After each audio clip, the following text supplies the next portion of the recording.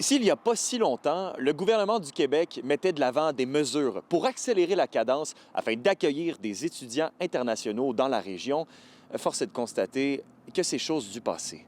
Avec la suspension de 2 importants programmes, le gouvernement enlève carrément l'option rapide afin de venir étudier au Québec pour les 8 prochains mois.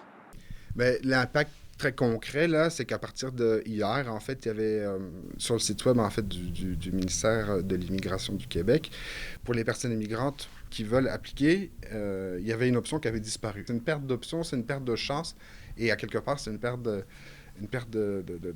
d'intégration durable, en fait. Une mesure qui va toucher les étudiants collégiaux et universitaires, incluant ceux à la maîtrise et au doctorat.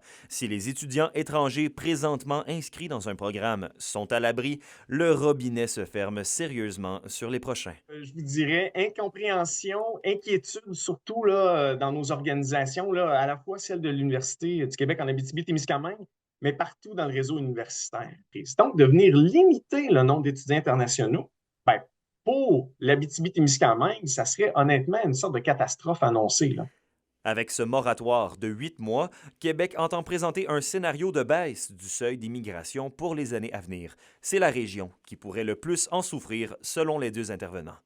On est en train de tuer une mouche avec un bazooka actuellement et qu'on est pris dans un tir croisé entre le gouvernement fédéral et le gouvernement provincial dans leur chicane constitutionnelle par rapport à l'immigration. En fait, nous, on trouve que le ministre se donne beaucoup de pouvoir et c'est dangereux. C'est vraiment dangereux. Ça vient une atteinte à la liberté des universités.